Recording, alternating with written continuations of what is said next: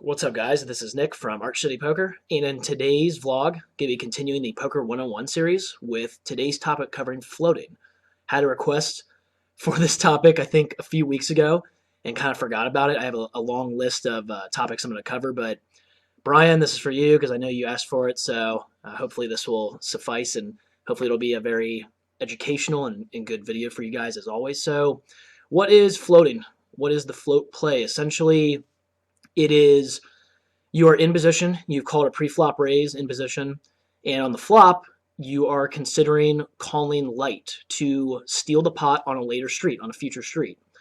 Floating will usually consist of combos of hands, such as gut shots or worse, I would say. A lot of times it'll be just pure overcards. It can be stuff like one overcard and a backdoor flush draw, or backdoor three card, backdoor straight, backdoor flush draw combo type of thing. So I think that this play can be used very effectively in certain spots, and it does do a little bit for your image and your game overall.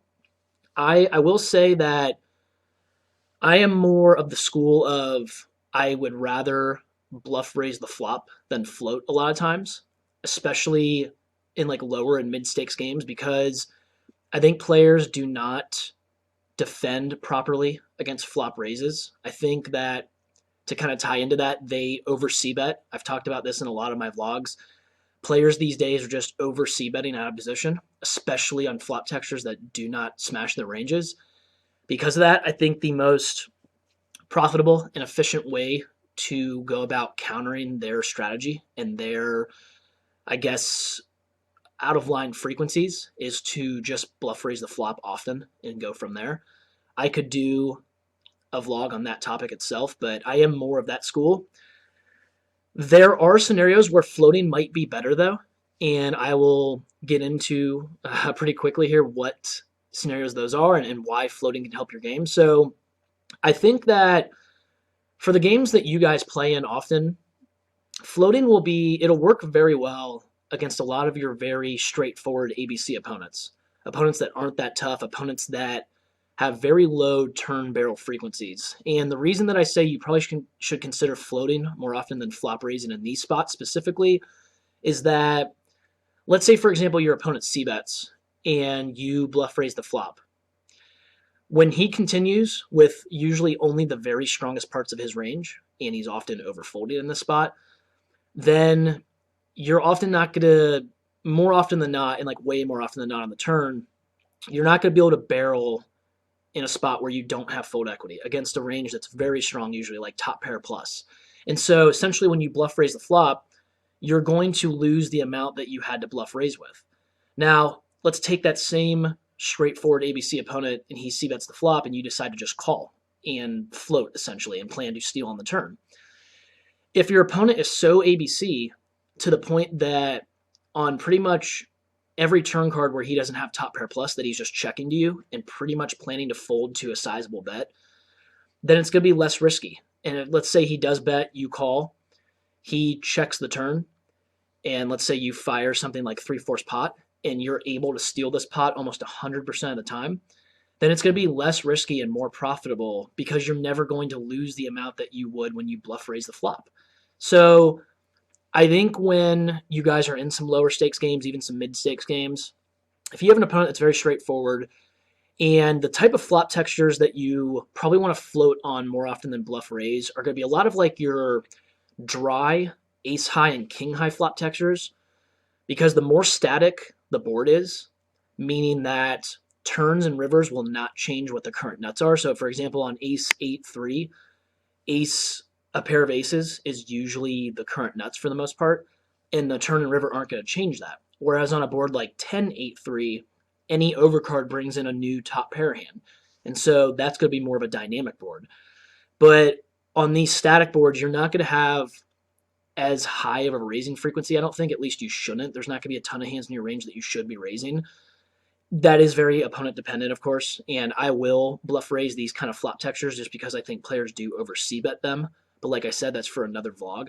But for the sake of this one, I think if you're not going to have much of a raising range as far as like value on these ace high and king high flops, then you are going to want to call and maybe balance that out a little bit, even though I do tell you guys you don't have to worry about balance as much in these low stakes games and even getting into some of the mid stakes games. But the dry kind of ace and king high flop textures, you can float those, and you can do it with stuff like gut shots. You can do it with backdoor straight, backdoor flush. So for example, like on ace 8-3, let's say you have 10-9 suited and you have backdoor flush and you have the backdoor three card straight with the 8 as that middle card.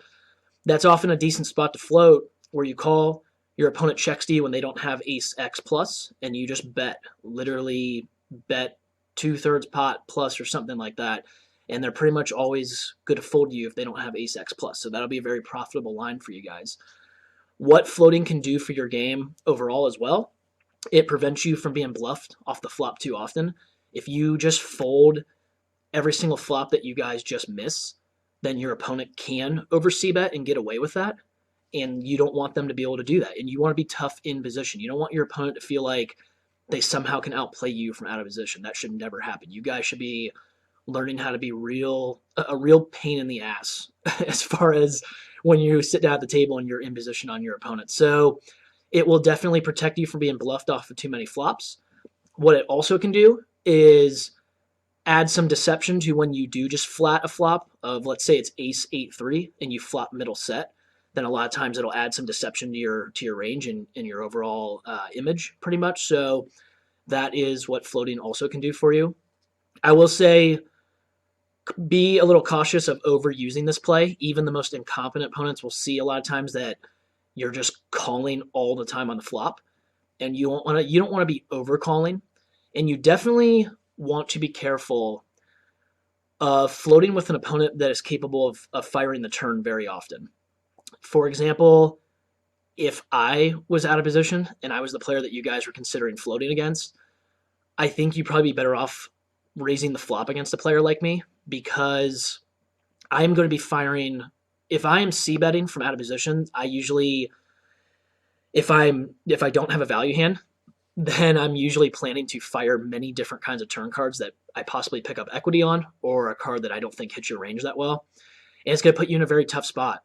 And it's going to make it much more expensive to pull off the float, because then you're going to have to raise my turn bet, which a lot of times will put you in a spot where you're committed a lot of times, or you're putting in incorrectly, like over a third of your stack, and then having to fold if I check raise you. So if you have an opponent that is very straightforward and is not capable of barreling the turn at a very high frequency, or at least at the correct frequency when they're bluffing, that's a better spot for you to consider a float. If you have a tough opponent who is capable of firing a lot of turn barrels at a correct or even incorrect, but at a very high frequency, then that's an opponent that you'd rather probably raise the flop on and bluff raise, because then you get them to fold the hands a lot of times that they're planning to barrel the turn with. So I think I covered most everything as far as floating goes.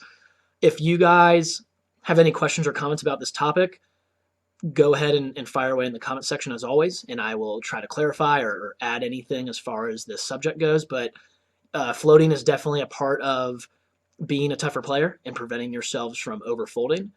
Like I said, just keep in mind stuff like flop texture, range advantage, the turn cards that give you equity that you can possibly barrel with. So yeah, till next time, this is Nick from Arch City Poker. Take care.